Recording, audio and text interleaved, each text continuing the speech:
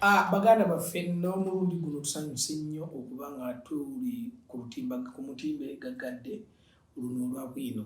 Nkwebazaako ekintu kimu nti tokowa bye tuleeta obeera otuzaamu amaanyi buli omu biraba. Bwe tulaba nti kano katambudde nga tufuna amaanyi ataganaddamu okukola ki? Okukola akalala. Ku mulundi guno era ng'omugenyi atudde mu katebe ngendeese omusajja omumanyi kubanga buli gw'olaba ndeese aba amanyi era nga bamuyita Seeka Yusufu Senteza. Sebe ebigambo byemalireyo. Abatulaba n'abatuwuliriza nyongera okwebaza okwekumira ku guno omukutu ate era ne mbaaniiza mu pulogulaamu eno gye tugenda okutandika olunaku olwaleero nga bulijjo. Seeka ogamba ki? Tewali sebo. Embeera eribadde etya? Embeera tebadde nnungi nnyo. Lwaki? Tulina ekigambo kye twagandawaza ekyekonomi. Naye bwe omu yeekwasa ekonomi. Ekigambo kyagandawala kati. Tugamba tukimanyire oba nakyo. Ekonomi tukyukasa oli akigamba omanya mbi.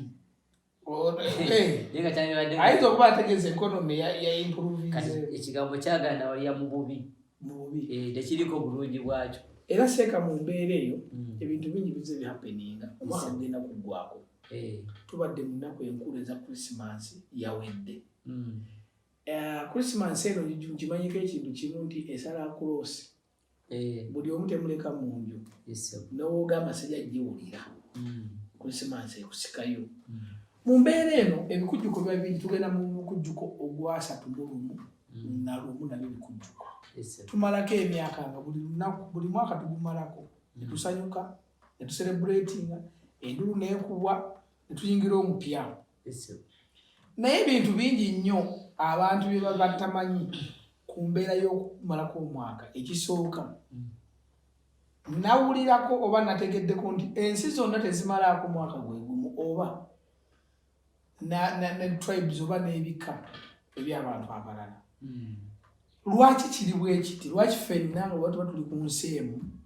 Lwaki kiri bwe kiti? Era abaani abo ababeera mu mbeera eyo? Okugezaako okunnyonnyola ensonga eyo gy'oli omulamwa oguli mu maaso wano. Tusobola okutunuulira okumalako emyaka. Bwe naagamba omwaka mba neekubidde kuba kati waliwo abamalako emyaka mu budde obw'enjawulo. Okumalako omwaka tuyinza kitumira nga ffenna tetumalako nga Desemba lwa 31. Tetumalako Desemba nga 31 kubanga bwe nga nti okumalako omwaka mba neekubidde kuba naffe abalala abatamalaako mu bbanga eryo lyerimu etumaliramu erya 31. Ogamba netumaliramu oyinza era ng'okyali mu nsobi wamulimu n'ababeera wano ng'akuli kumpi naye nga takkiriza nti 31 agenda kumalako. Ajaliza emyaka okumalako kw'emyaka kyaki kyanjawulo. Ekyokulabirako otwo twagala okusooka okutegeera okumalako omwaka oba emyaka kyatandika ddi. Tusobola okuggwako kati ni mu before common era. Otegeezezza ki? Gye bayita BCE. Abasoma history bateeja okwakozesa agambawo BCE, AD, CE obugambo bwebuto. Kati BCE before common era. Era gye bategeeza eno gye tulimu kati. Ye common era? Ye common era ng'abantu basuumuuseemuuko mu kuwandiika, mu kusoma n'ebisigadde. Naye wali eri before common abantu baali tebannabanyona kuwandiika. Nga empandiika eyabeeranga mu biseera ebyo yabeeranga ya bufaananyi. Abakuba ebifaananyi balaga kiki balaga omusana guvaayo gutya biki nga empandiika eyo ey'enjawulo yaliko mu mawanga ag'enjawulo. Waliwo amawanga nga Egypt yali erina empandiika eyo. Misiri bikaseera kano ye Egypt. Obufaananyi bwe twalabanga mu mayinja ku rocks nga bawandiika story n'etambula. So n'etambula era nakati bagisoma mu mayunivasite ag'enjawulo amakadde. Bagezaako gisoma kuba buli bagezaako okunoonyereza ne bagigwako. Baba balina okunoonya omukugu asobola okugisoma. Okuinterpretinga kye balabye. Wamanya go gakyali. Wandiika ku jjinja lisigalawo. Libanga litaataaganyiziddwa. olwo tujja tutya okuba nga ffenna tumalako myaka ffenna kati kijjira mu kubeera nti we twava mu before common era ne tugera mu common era ebintu tebyali kyekimu. Ekyokulabirako wetusinzira ku madiini oba ku mawanga ag'enjawulo agaali gagoberera ebiwandiiko ebyali biva ku nnabbi omu oba omutume omu gwe bayita Moses mu Bayibuli oba Musa. Baali bajja bagoberera ebiwandiiko ebyo eby'amateeka 10 mu Bayibuli ebiri mu kitabo kya Kuva, kitabo kya 2 oba ku lubereberye Genesis odda ku Kuva, Exodus. Kakati waliwo amateeka 10 era bagawa Musa. Musa Sinai kati okugoberera okwo kwajjanga kwe bagoberera n'abalala baliwo ba Yokaana, John the Baptist. Bwe batyo. Kati wayitawo akabanga waliwo yazaalibwa omupya. Ani oyo? Kati azaalibwa omupya azaalibwa Mariya. Ye Yesu. Mariya yamuzaala azaala Yesu. Okay. Jesus. Tumuyita Isa. Musilamu tumuyita Isa. Kakati wamuzaala Mariyamu yali muwala wa Imurani. Kati Imurani bagenda ozaala omwana nga yena okufa yafa. Kuba yafa nga omukyala wa kyalaba ku muzukulu teyamulaba. Mwana yali mwana we. Imurani yali bba wa Mariya. Imurani yali bba wa Anati. Anati yazaala Mariya. Jajja wa Imurani aba azaala mama wa Yesu. Ngufuna. Kati Imurani bwe yabeererawo mu biseera ebyo waliwo mukyala we Anati. Twogera ku jajja wa Yesu Imurani bwe yabeererawo nga tennaba kufa tennaba na mukyala na lubuto. Mukyala yafuna olubuto ku myaka mikulu nnyo, myaka 86 we yafunira olubuto. Mukyala ki? Mukyala Anati mukyala wa Imurani. Katika makundi Imurani Mariya.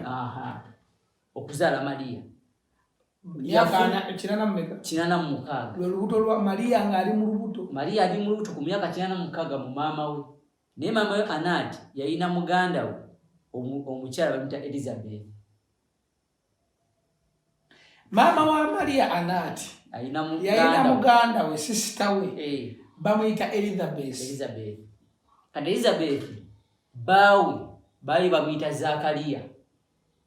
Bayibuli yamwogerako naye. Oyo naye nga wonagamba nti nno muganda wa maama wange naye baawe ayina naye abataata wa Mariya. Kakati wano mu Luganda Imurani yali musanju wa Zakariya. Bulungi nnyo. Yenga bonna bawasa wa Luganda. Otegedde bulungi nnyo. Kakati taata waafa Imurani nga ne Mariya Mariya tennaba kuzaalibwa. Kuba nagambye agenda okufa nga Aneti tannazaala. Afa Aneti ali lubuto. Kati wagenda ozaalibwa basajja bakulu ku kyalo ne beekuŋŋaanya bakole ki? Imurani afa ng'alekedde mukazi we olubuto olwa Mariya nga yali munda. Sabula emboozi. Kakati wamala okufa nga alese Mariya yali munda. Mariya wazaalibwa yazaalibwa mulekwa kuba talina taata. Taata yafa. Kakati basajja bakulu ne beekuŋŋaanya ku kyalo awo. Ani anaakuza? Wani? Mariya alabirira omukyalo ono namwana. Taata yafa. Aneti azadde Mariya.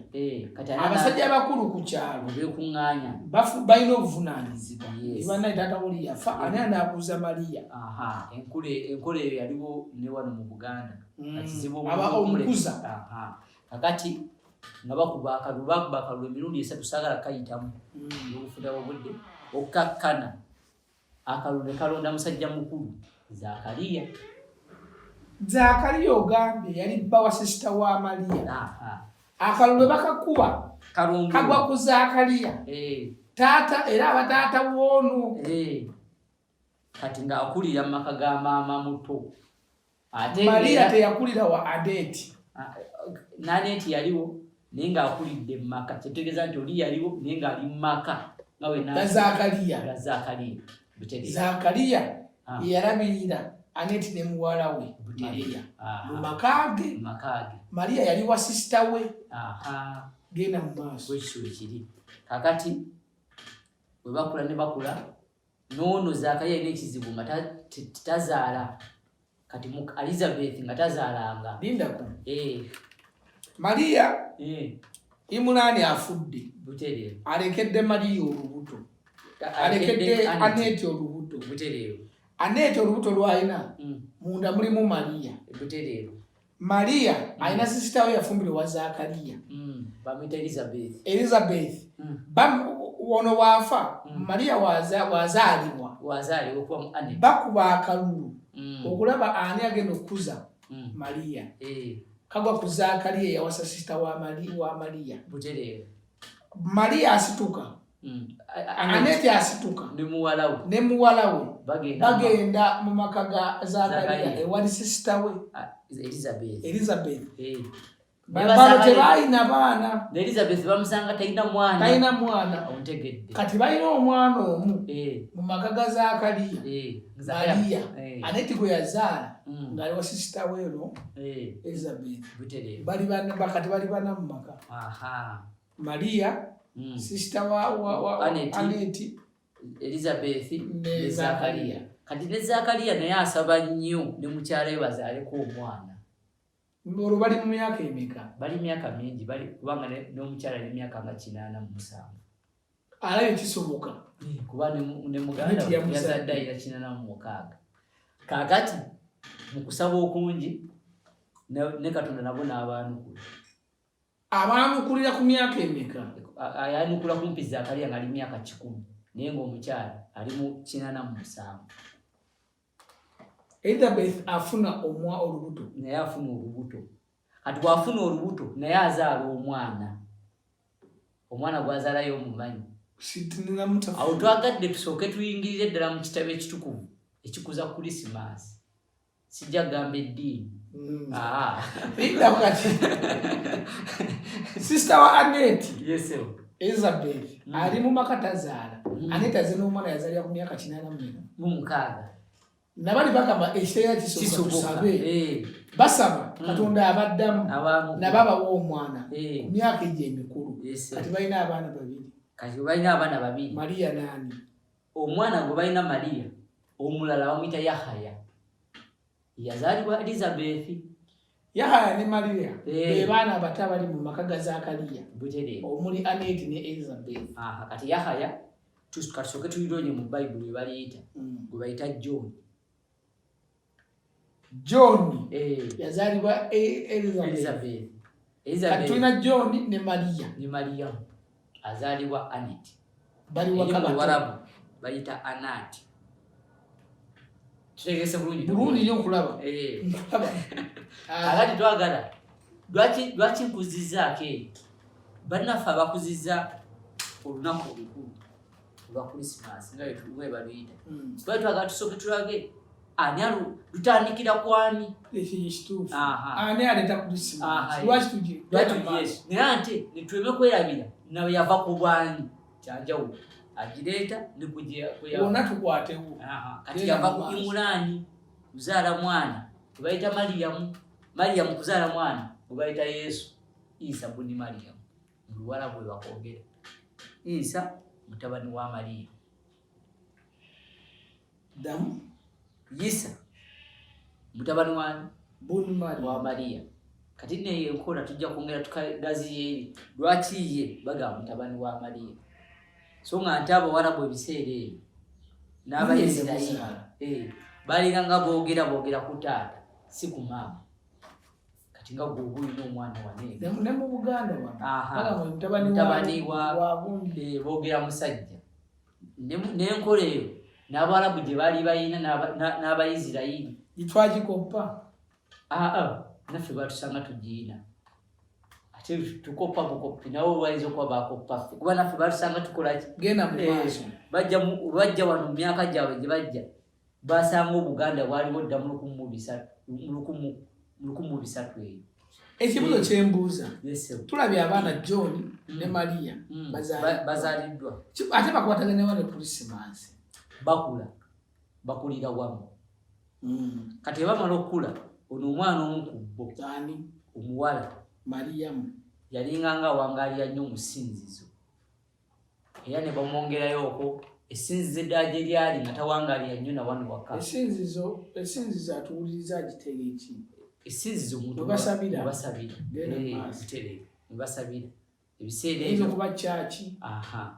Kati ebiseera ebyo amateeka agaliwo nagogeddeko dda ge mateeka Musa gwe baamuwa mu kitabo kyakuva ekya Exodus. Abantu ge baali balina okugoberera. Kati wenjogera ku ssinzizo sawa kwogera ku kyaki ku zikiti bayibuli gundi njogera ku ssinzizo nga bakabona abaliwo basomesaaga amateeka 10 gegatambuza gegaligatutambuzagamba nti nze ndi mugundi nze ndi musiraamu mateeka gotwala kubanga bannabbi obusiraamu bwe bumanyi bali 25 era mu abo bwe twogeddeko bonna bannabbi. Isa nabbi, Yahaya nabbi yali wa 10 yali wa 23. Okiraba Zakariya nabbi yali wa 20. Ku bonna benjogeddeko ne Musa nabbi yali wa 14. Bonna gye bali eri. Kakati we njogera nti essinzizo abaliwo mu biseera ebyo baali balina kugoberera ekyo Katonda kyaleese wadde waliwo amateeka amalala agajja nga bali bamaze okuvaawo. Olwo ekibuzo kyembuuza sente. Tuli mu kutwata lugendo Christmas eno yazzeete. Osoose n'otuwa ka history ako. Biconnectinze bitya? Biconnectingayo biti. Kati wamala okuzaalibwa wakula naye azaala. Ani Maria? Maria azaala. Yazaala Yesu gwe tumanyi. Naye ekibuuzo kye tutakkiriza mu kuzaalibwakwe talina taata. Seka. Odinako. Talina taata. Ne bali ababonna nga bagamba talina taata. Ati bonna bagamba talina taata. Naye kati wowe taata gwe tupaatiikawo ataliiwo. Taata ki? Katonda. Joseph buli omu akimanyi si taata we. Katonda yalagira bulagizi we bali kukyogera. Balubuto. Abeera olubuto n'afuuka n'abaana olubuto. Nga we yalagira bakime ettaka n'abumba Adamu. Lwaki tebagamba nti ekitaawe? Ati ulira. Ebintu bibiri ffe wano mu buntu wano. Okufuna olubuto n'okufuna olubuto kwe kuzaala. Ate wali tulaba Kutonda. Byonna Kutonda. Ku Katonda byonna. Ekyo balaba nga lyayina ku bantu kuzaala nga wokyogedde si kiwakanya. Genda mu maaso. Kati tolina wogambira nti Katonda yazadde kingezaako okulaga. Katonda yatonda. Ebbanga lyonna abadde atonda butonzi nga bwe yatonda Adamu. Katonda yatonda Yesu mu Maria mu lubuto lwe. Nga naawe bakutondera mu lubuto lwo wadde mama we yakuzaala byanjawulo. Kuba kati Katonda wadde mbu butakutondera mu lubuto n'ofa ne bakuzaala ne bakola ki? Kati ekyokuzaala n'okubeera omulamu bya Katonda byonna. Basobola okuzaala nga toli mulamu. Kitegeeza tiyayagadde kutonda gwe yayagadde ogende mu ttaka. Kati kitwewuunyisa nnyo kubanga emyoyo gyonna gyenkana obukulu. Ogugwo gwenkana n'ogwa Yesu. Gwenkana n'ogwange ne jjajjaawe yafa edda. Kuba Katonda yatula mu sitoowa naawe omwoyo. Wagukowa mubiri ng'aguzzaayo ng'omubiri baguteeka mu ttaka gye gwava. Tekirina njawulo. Kubanga yatonda mu ttaka. Kyeyatonda mu ttaka kisigala mu ttaka. Omwoyo teyagutondera ku nsi. Kyaba bagamba ettaka mu ttaka. Era kyeyatonde omwoyo tebasobola kuguziikana mwoyo gwo. Gw'ogumala kukola ki? Kugenda. Gye yagutondera gwe n'osigala wano. Ekibuuzo kyange kiri nti Christmas eno gyengoba tugitambuza. Yesu azaalibwa wakati w'emyaka 4 ne 3. Abala bagamba wakati w'emyaka 7 ne 6. Sikoze nno nsobi. musanvu nto ku mukaaga. Ebiseera ebyo baali babala bava waggulu nga badda wansi. Kati emu ebibeera ntono ku 0 kyenandigambye 2 ebeera ntono ku emu. Nga bwe tugenda mu mwaka ki kati 2 babalanga bava ku nnyingi nga bakkirira butereevu. Kati kigambibwa nti yazali wakati 7 ne 6. nga bano abagamba we count down from 10. 9 7 6 ntibatuyingidde omwaka tezategese bulungi. Kati 7 eba ntono ku 6 ekyo tukawundinga tudda wansi. Bwekyo wekiri. Kati wamala okuzaalibwa azaalibwa mu kaseera kabaka Kerodi we yabeererawo. Kerodi kabaka Kerodi waali olwo Maria John waali, Zakariya waali. Kabaka Kerodi yali kabaka mu biseera ebyo baali bali. Kati naye nga bamulagulirako dda nti yenna alijja nga musajja agenda kutwalako buki obukulembeze. Ne ku bulembe gwa Musa kyaliwo Falaawo gwe bayita Nemesis. Bamugamba nti yenna alijja ajja kutwalako buki obukulembeze. N'asana watandika okubakyojjanya bazaala omulenzi nga babatta bicuwe bitu. Kati wamaliriza ku Musa ku Yesu kye baakola ne bamuddusa Emisiri wano ku mulirwano wano mu Afirika. Yesu yakulira wano mu Afirika. Bamuddusaako Emisiri olw'okutya kiri eky'okumuggyawo. Naffe tuli bamukisa. Ate bangi bazeeko awo. Yusufu yajjako awo. Musa awo yajja Abayisirayiri. Oyo naye azzeeko awo. Tuli bamukisa nnyo mu Afirika. Misiri yatukolera eddene. Kati waddukira eno yayabulira enjiri ebiseera ebyo eya Mukama eva kwani ku Musa yali Yahaya. John gwe bagamba nti yabatiza Yesu. Kyebaba bamuyita John the Baptist. Naye John the Baptist mu Busiraamu mumuyise Yahaya. Era okubatiza Yesu mwekuli. Tekuliimu lwa nsonga eyo gyegenda okuwa. Genda mu maaso. Olusange lwaki tekuliimu, Yahaya kikkirizibwa nti yatemebwako omutwe ng'alina emyaka 30.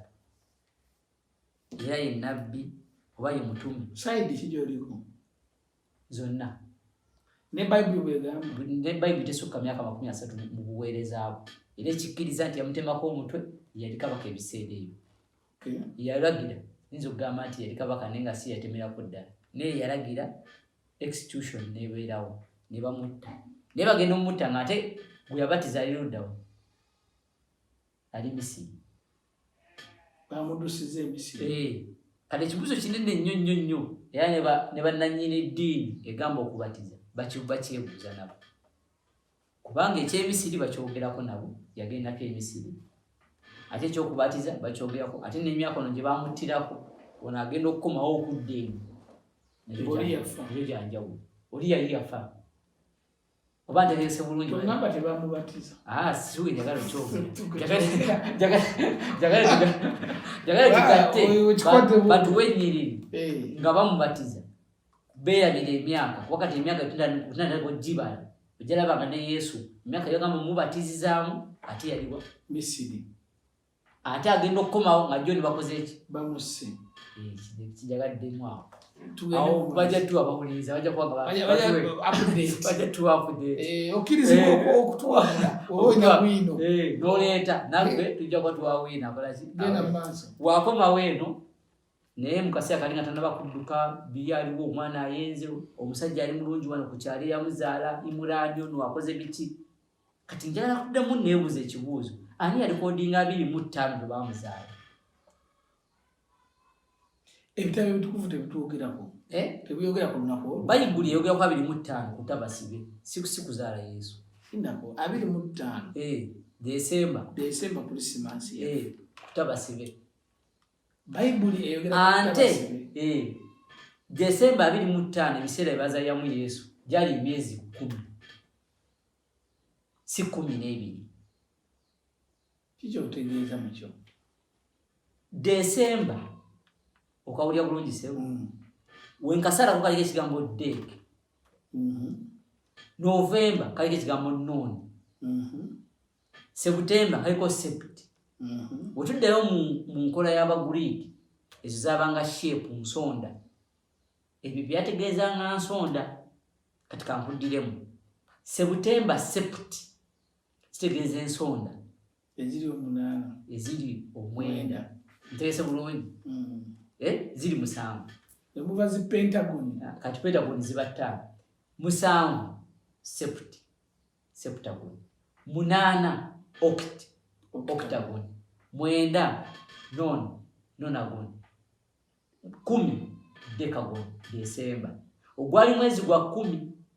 Kati guno tuli mu gwa 10 na wezi seka. Hati njagala njafidde tulambike tulabe. Olusooka lubeerawo bituufu oba Christmas ebeerawo mu bituufu.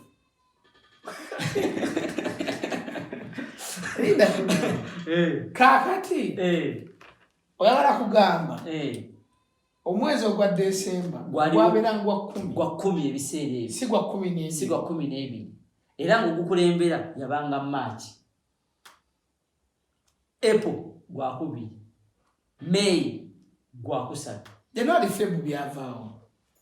Ebyo ate gye bijjira wali wayiseewo n'emyaka egisukka mu 7 okuleta January ne February.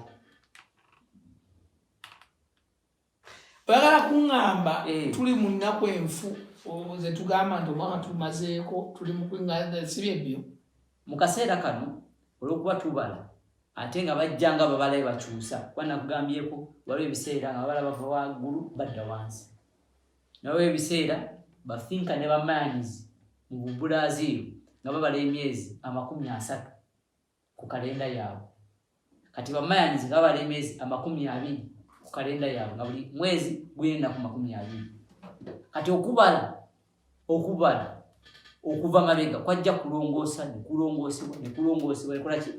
ne kulongoosebwa. Kati njagala okulaga nti olusooka omwaka oba 25 December tuyinza okuba nga tuli ku kikwati. Kiye tu celebrating nga 25 Christmas. Gwomanyi Christmas gwokimanyi nga ki ekyabaawo?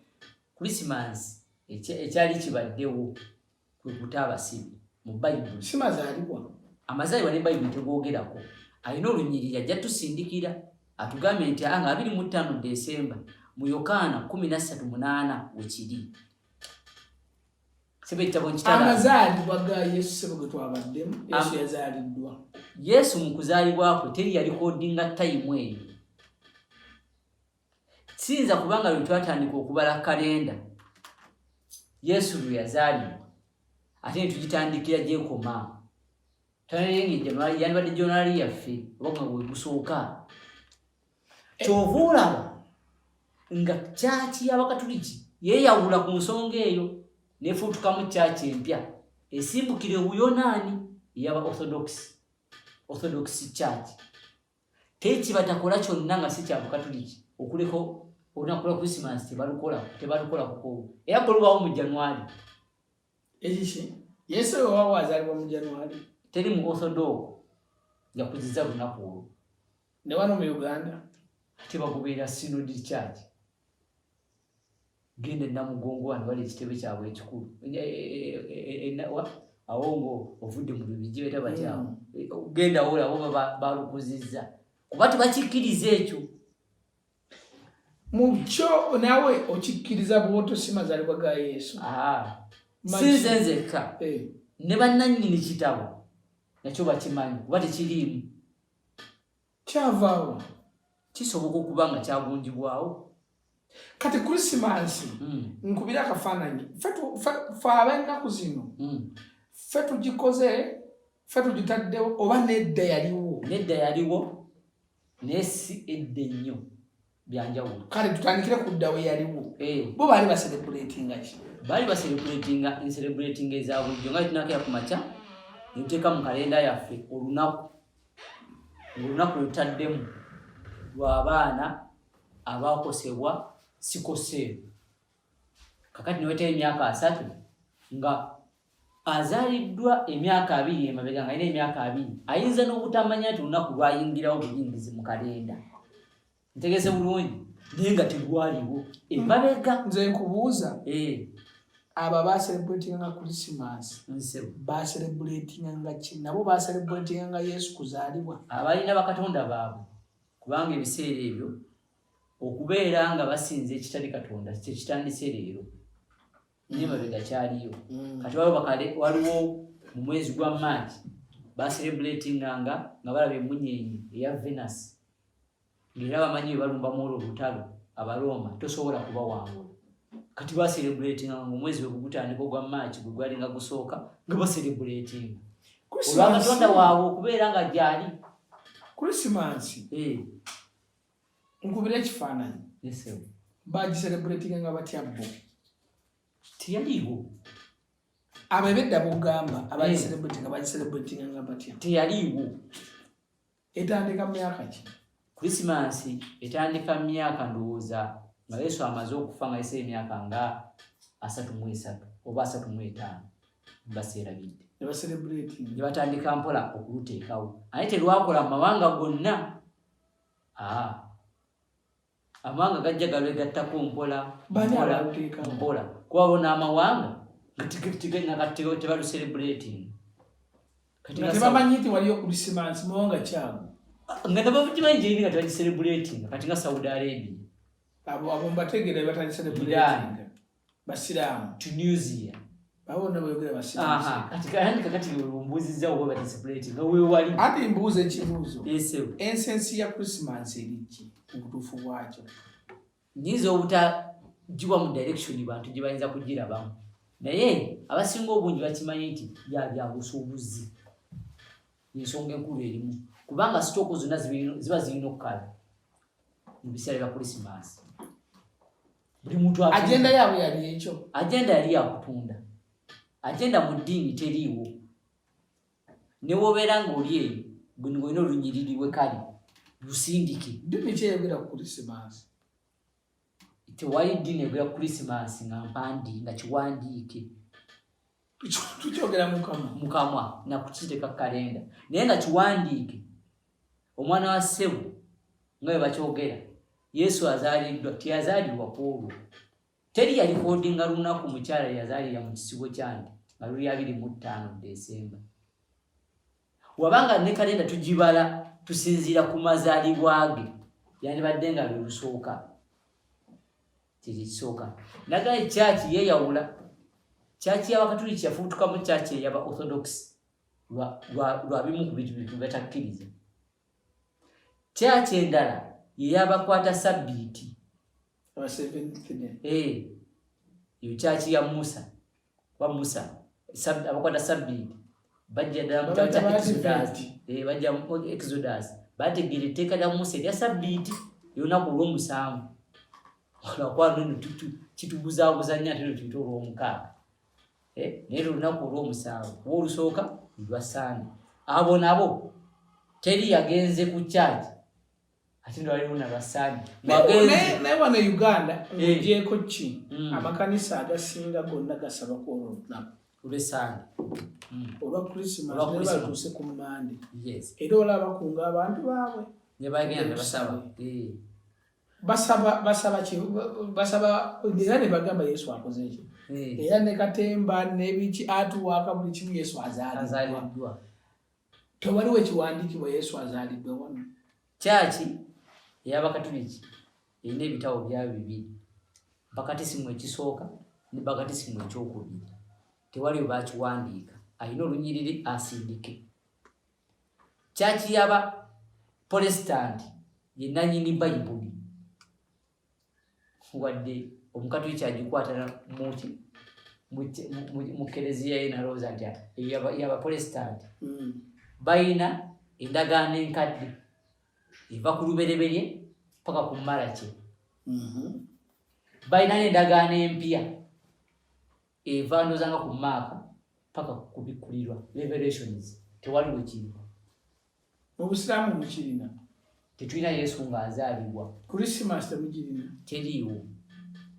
Lwaki tugirya? Awo tujja buuza abatuwuliriza. Abatuwuliriza bajja tunnyonnyola lwaki bagirya. Sebo seka. Tufumbe mmere yonna tukola buli kimu. Bulijjo omuntu afumba, yesi wakanya muntu kufumba. Bulijjo omuntu afumbe bulijjo omuntu alya. Kyenjagala okumenyawo nze n'ebitabo ebitukuvu nga nvudde ebitabo eno nenzira n'eno ne wambula. Christmas. Nze kati abampulize n'egye bali abangi nga nze ndi omu. Bandaga weeri. Batusindikire mu comment section. Akole ne ka screenshot. Mbozi ng'afunye pen n'awandiikawo. Tuli ku BWIINO. Afune pen. Mbadde mu amagezi. Anoonyewe kadi. Bible version nyingi. Zonna agambe nti kale eno mu King James Bible teriimu. Eri mu kino alage eyo. Nkujjako ku Christmas katono. Christmas obulidde buli kimu. Ate simaze eyo okuba nti ofunda babudde mbadde tukyeyongerayo. Naye obugezi olina kyonyongera ku Christmas. Kyekwongerawo kiba kijjagazibu. Ekyenjawulo. Kiyinza okugazibu. Kifunzefunzeemu awo. Kigira nti kiza kifunza. Awo nno we ŋŋendera ku ennaku z'omwezi zetumalako omwaka. Abantu bangi ffenna tucelebratinga omwaka guweddeko 31 tukuba abamu bakuba fireworks, abamu bakola batya, abamu bakuba butuufu nebyedera nti omwaka guweddeko era tutandise mupya. Naye mu research omugwe enkoze abamu tebamalako mwaka, ensi zonna tezimalako mwaka ngaffe mulundi gumu. Lwaki era bebaani eyobuzibu busobola okuva kumbala ya kalenda nga tunaba kugenda maaso ensi kyezitamalako mwaka naffe ziwerako naye tuyinza okutuya ensi mu Africa ntulina Egypt. Eyinza okubanga mu gavumenti bagateekawo ebikujjuko nga bayinza okulaga nti omwaka gugwako olwokuba nti kalenda tugikozesa kumpi amawanga gonna. Naye nga tutunulira muntu individual nga twagambye nti waneeni Christmas tululanga nefuka ne public holiday. Naye nga waliwo omu-orthodox atagenda kikola kugira banga public holiday. Nga waliwo omusiraamu tagenda kugira banga public holiday. Sigambye mbu ogamba nga amanyi offices zibanzigale. Ajja biva kambiwa aba yegasse kubagenda okukola ki okubeera nti balukozesezza mu ngeri endala naye nga takoze balaki bakoze obanduza tegese bulungi kati wekyo bwe kiri naye nga gwanyiza ogamba Ethiopia nga aliwo abeerayo nagobeera gavumenti kyeyayogedde naga abasajja balimba kitwogerako nti bo kalenda yaabwe eyina emyezi 13 kati bwe tutunulira nga Ethiopian kalenda balina emyezi 12 ogwabwe gugwamu mu January. Kati balinako omwezi omulala tegwali bali mu January kati okubeera kuliko omwezi omulala kiguleetera okudideyinga ne baba nga leero bali mu omwezi gwabwe kuva mu January nga mu December. Kati December kwa 12 kati waliwo omwezi omulala ogwo13 kati mwejembeera mu January jobeera mu February ngate bo bakayingira January kati kijja kitambula ekimeketa ka time ne baba nga baliko emabega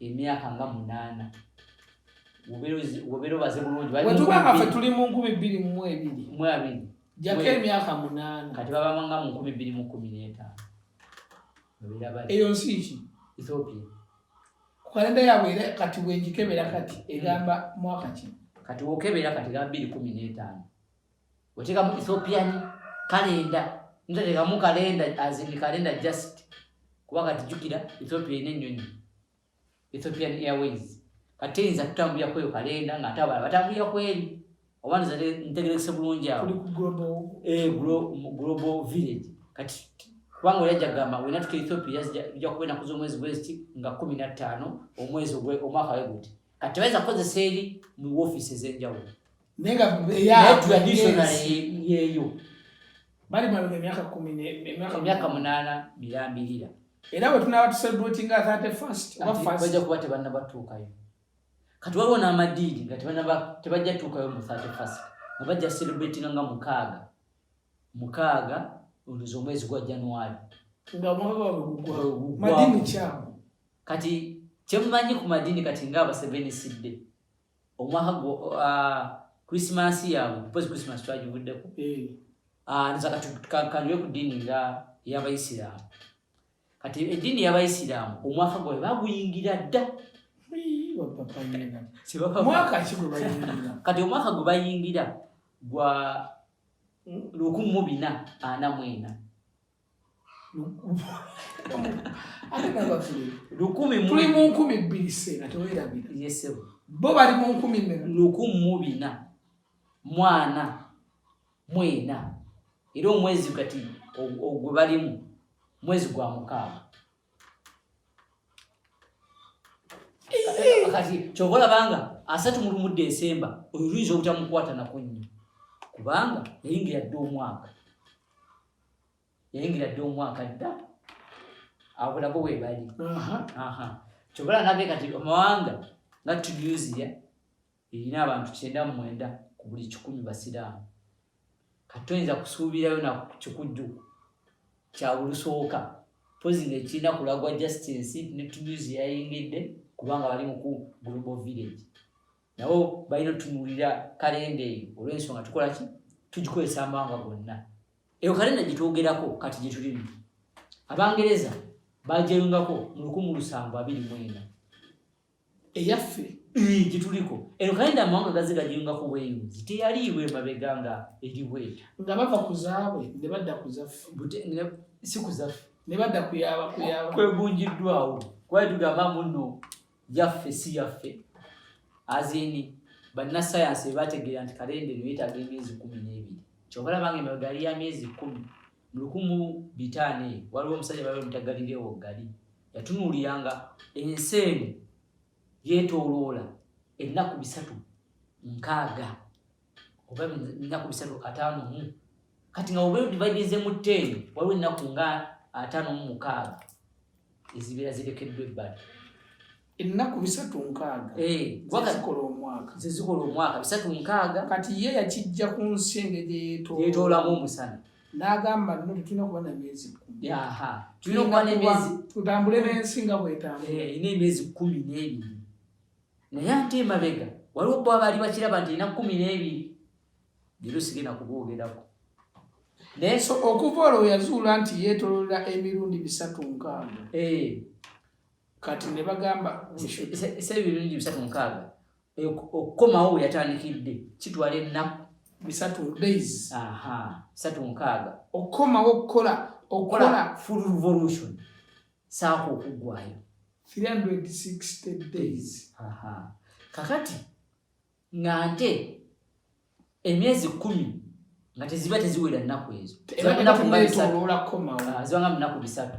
Kyaleza bayingiza omwaka omupya naye ng'ensi tennaddawo yakoze yatandikidde kuba ekikyusa emyezi zibeera nnaku aye kikyusa olunaku gubeera mwezi gutulengera waggulu kituufu. Twetubala nitukomawo nitugusangawo nga tufuuka olunaku.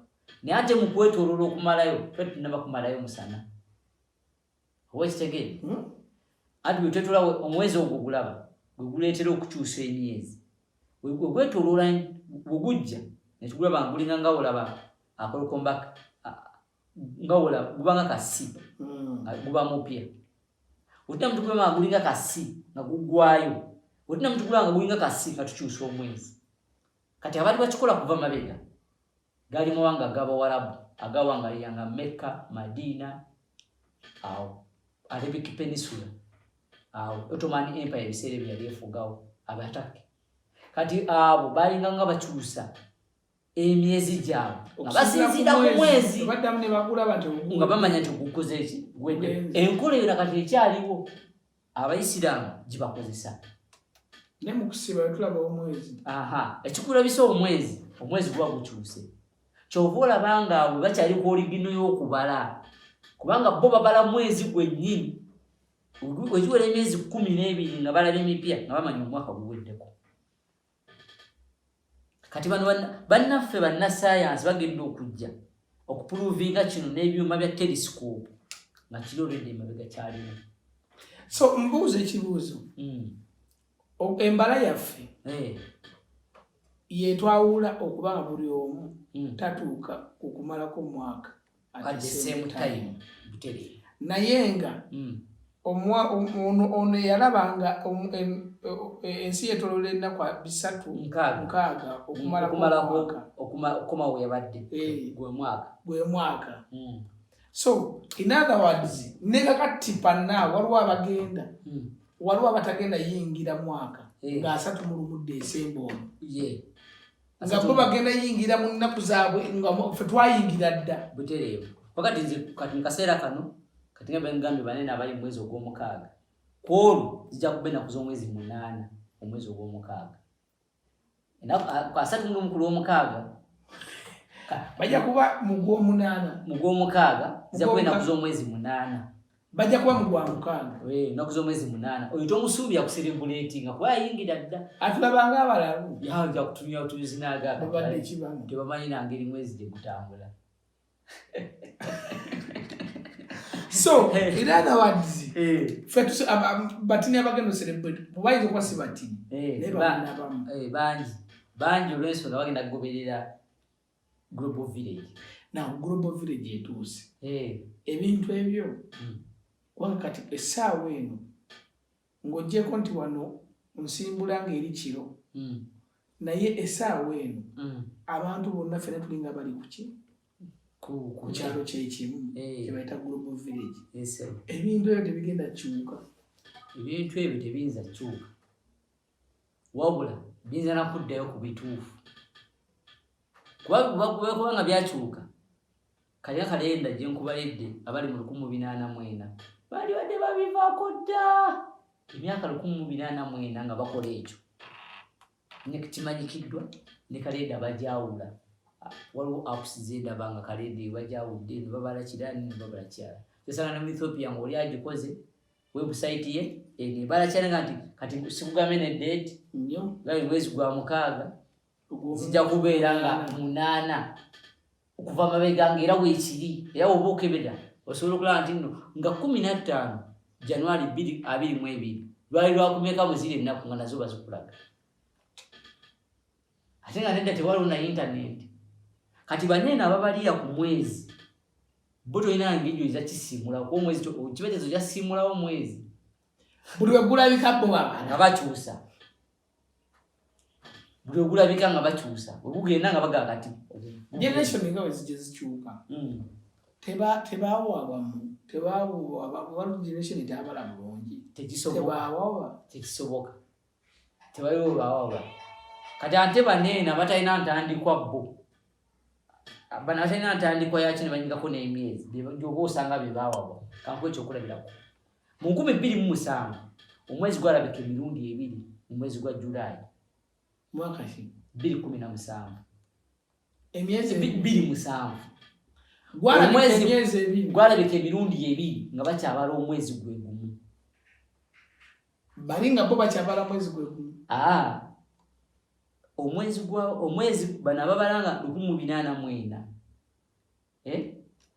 bo tebabalangako mwezi mupya nga waliwo omukadde okyokulabira buli ogugenda bwe guti olunaku negubula ogukomawo babala mwezi muki mupya era tegweza nko nnaku 31 gubeera mu nnaku 3 oba 29 teri gwaliweza 31 n'olwaleero n'ogenda mu scientific fact n'okebera website zonna eza science zonna n'ozimalayo n'abatusinga okukebera mu gwengula balina zi telescope landsat biki teri agamba nti waliyo omwezi ogusukka ennaku 3 atuwuliriza asindike wabanga alinayo science channel yonna telescope yonna gy'amanyi n'eri mu bbanga ng'eraga nti waliwo omwezi ogusukka ennaku 3 agulina ennaku 3 tuguliyo kuliko myezi gisukka kyenkulaze nti awo bebabeera baawaba era nga lumu mu science bajja kitereeza weekiri tebalina kyakikolera naye nga bajja kitereeza mpolampola teri webagambya mu February wetawo emyezi 4 ekola lwipuya tiwali ndaga science fact yonna nebeera nga mwanda yakedde nekwata omuna science ekindagi eyo kalenda yali designing naye kati bwebajja nga balaba science engeri gyawutambulamu abayambi kinene kati wobivaako oba osiraani kati abali ku nkola ya science owa Katonda bebalina ekituufu kuba yalawo omwezi ogugenda nga mumanya gute ongambye omwezi gwalabika emirundi ebiri mu mwezi gumu okikkiriza ekyo tekisoboka mu bana ababala baba bamaze dde okyusa omwezi bakulaba nga mupya bo bakyusizaawo ati kyenkubuuza gwe ongambye omwezi gwalabika emirundi egi mu mwezi gumu anti nga kyetegeeza omwezi gwenkugamba gwa Julaayi ogwo omwezi gwawampozi gwa saidi BWIINO kyebadde nkulaga ekitasoboka buli wolaba omwezi nga guzze mupya omanya tumaze okugwetooloola tuba tubala mupya oba okategedde kati wano bayongeramu olunaku kati mulimu 31 kati jjukira gwalabika nga lumu guli omwezi ate nga lumu mu Julaayi kati jjukira bano tebaweza nnaku 31 kati omwezi gwali gwa nnaku 29 kati ne gubulayo olunaku lumu ne ziwera 3 kati baddamu okugulaba bano abali mu 1484 baba balina kugamba tugenze mupya kuba yenkola oba ntegerekese bulungi ffe abali eno abayongeramu olunaku twalaba myezi egi tebagoberera na nnaku olwedde kalenda bagikuba dda mpaka nobeeraga myaka emeka gyeri egi eyabano tisinkuba empaka eri kubanga kyobalaba nga yidi egwawo tomanyi kuba puroguramu siiyo ya Katonda yamanya bwe tuyise ate bakimanyi bungi nyenge gitutuulamu ensi teba perfectisaako bakiyita ellipse wano wabanga egisayidi zonna tezenkana oba otadde senta wano eno waba wanvu ng'ate eno wampi oba ntegese bulungi kati netula gitutuulamu waliwo emyezi nga gidduka nnyo egina enaku entono 29 waliwo negidduka ekinene kubanga oba oyise wala giweza enaku meka 30 kati puroguramu ya Katonda yatutambuza kyobalaba balina kuba otunuulira omwezi ne bali kodinga kankubuzeeyo Christmas tuli emmere yaffe Christmas nga bulijjo oli mu lunaku teri teriiko bujulizi tebuteriiko dya mmere nga bulijjo oba ofumbye enkoko oba ofumbye ebijanjalo oba ofumbye eki Christmas ogiselebrating ze ndya mmere ate oba ogiselebrating ate kakati bikana kundya emmere kyogana kumuselebrate ekibuuzo oyogera ekyo kubanga oli lwa ddiini oba fact kyokulaba nga wedda seogera nnyo ku ddiini bweti njogera fact nagaye mu bitabo byombi newobeera nga ogimanyi mu busiraamu ndaga Christmas yaani yabananyini kugiteekawo baani abasuubuzi enako history nti musuubuzi gundi ne gundi baatuula eyinza okuba tenako history wa musuubuzi ki naye fact yaliwo mu biseera ebyo kumala bintu mu store yingira omwaka omupya ateri abiina seeka nvaako waliwo ekyasigadde waliwo omuceere gwasigadde mu store abantu baguguze enkoko bazimazeewo waliwo ebagiteekawo agenda yaabwe yali yakumala bintu mu store tuyingire stock omwaka omupya na stock ompya